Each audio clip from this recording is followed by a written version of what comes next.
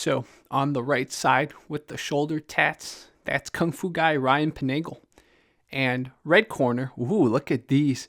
Again, you're going to see Kung Fu in subtle ways, right? Footwork, some of his movements, some of his combos. Now, the Muay Thai guy's right corner. And nice, dude. I love this. Little peppering, right? Look at this forward energy. By the way, in case you're wondering what type of Kung Fu Ryan, aka Black Gloves, is doing, I think I just gave it away. Xingyi, right? He has a lot of forward energy. Xingyi. So look at this, man. Obviously, it's going to look different under Muay Thai rules, right? But imagine if there were no corner, right? As in no ring at all. Where would that forward energy go, right? So you just have to look subtly. Some of you be like, there's no Kung Fu. There's a lot of Kung Fu in this approach, man. Look at this. You see that? He's got certain strikes that you could almost argue were double strikes. Like he's launching both his fists at the same time. Muay Thai guy definitely is a little bit, he doesn't have a game plan right now because this is not what he trained for. Also, Ryan revealed to me, by the way, Ryan, I'm going to interview him soon. Ryan revealed to me that he had a cut from sparring when he was training for this fight. So one of his eyes is actually kind of secretly glued a little bit, like a cut that is. So he was afraid that cut would get broken open if he got hit the right way. So if you're wondering why he's fighting this way, it's not just because of Xingyi. It's just out of medical necessity. He doesn't want blood to start gushing out and then he get a doctor's stoppage. But in the beginning, and the reason why I wanted to feature this is we have a really good nickname for Ryan. They called him a nomad. It's like, come on, fighters, right? You are almost there. You could have called him the Kung Fu Nomad. So Ryan, the Kung Fu Nomad, man. I just came up with a nickname for him. But, ooh, he did eat a knee in the clinch. I like that they do allow a little bit of clinch time in kickboxing rules, right? That's kind of cool. Initially, they said that Ryan didn't really have a corner, which it looks like that's not true. He does have a corner, but I don't think he had as big a team here. That's what they meant. So our opponent of Ryan's, shout out Muay Thai guy Antonio Campos, right? Campos' coach is very calmly just trying to tell him, yo, here's the basics. Here's what you do. But I think first round definitely went to Ryan, no doubt about it. 2-minute rounds each. Again, fighters rep. Ryan Pinagel, Xingyi Quan versus Antonio Campos, Muay Thai. Dude, I love, you know how I keep talking about how Kung Fu, if you add head movement to Kung Fu, whether to Wing Chun or in this case the Xingyi, look how effective it is, especially if you have a lot of flowy combos. Shouldn't your head movement flow with your combos, right? So Ryan's head movement has protected him from probably 50% of strikes, punches that is, punches launched by Antonio Campos. So, like, notice him couple certain hooks over the top with his head movement, right? So he's got certain what you would call anti-clinching techniques. You know, like Wing Chun, they got the anti-grappling, anti-clinching. Like, our man Ryan actually makes them work. You know, when I first featured him, if you haven't seen that video, I thought he was Wing Chun, right? Because he's doing a lot of the things that Wing Chun people claim they can do. Again, I'm throwing shade at Wing Chun. Oh, he just ate a cross there. So, I've noticed that I think Campos, Muay Thai guy, has connected twice with just a straight cross down the pipeline.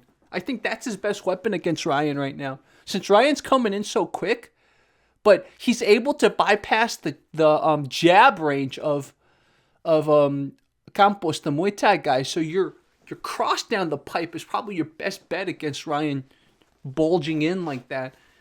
Anyways, so talking about earlier, so I accidentally called Ryan a Wing Chun guy in my first feature of him. I wanted to feature him again because he actually found the video. Thank you, Xavier Santana, for probably sending it to him. And Ryan's like, oh, Jerry, I'm a Xingyi guy. I'm not a Wing Chun guy. I'm like, well, you could have convinced me you're a Wing Chun guy because you fight like how Wing Chun people claim they're supposed to fight. Okay, no more throwing shade at Wing Chun. Let's appreciate Xingyi.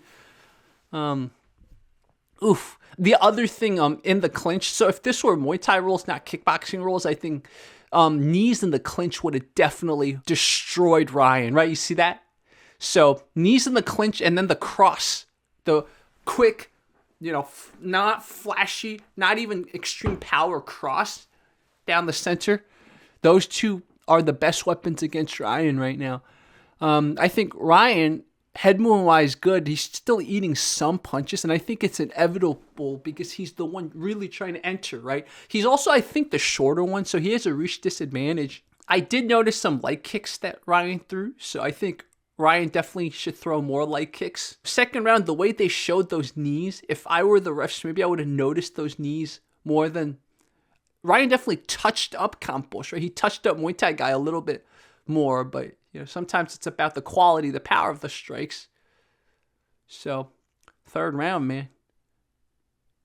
Ooh, nice. That's the side kick right there. Notice some attempts at kind of blocking and hitting, right?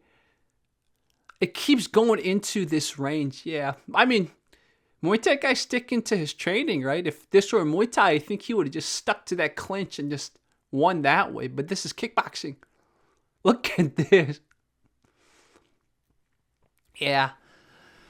I think probably a Muay Thai person would say that a lot of Ryan's punches are not actually doing as much damage. So then Muay Thai person, if this were 5 rounds or whatever, could just tank those punches and then, right? That's another issue. But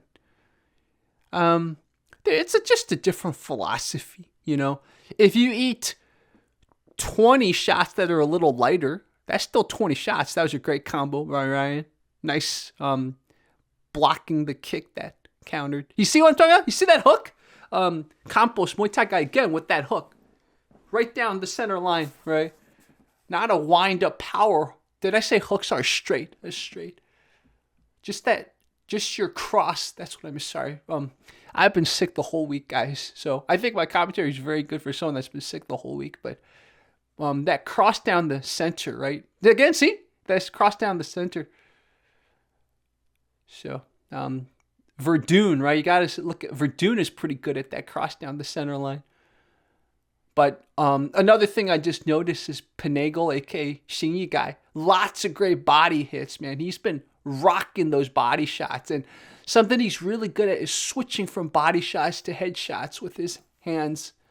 So, yeah, definitely. That was the end of the fight, man. I think there's no doubt that Ryan won this. You could have an argument for a split decision, I would say. But there is no doubt that Ryan won this. Yeah. Dude, guys, if you like this, make sure to go follow both Fighters Rep and Ryan. Okay, let's see. Let's see who. All right, judge's decision. Judge number 1 has this bout 29-28. Close. Red corner. Okay. So one person gave it to Muay Thai guy. Has this bout 29-28 for the black corner. Okay, so one gave it to Kung Fu guy. And judge number 3 has this bout 29-28 for your winner via split decision. See, I called it.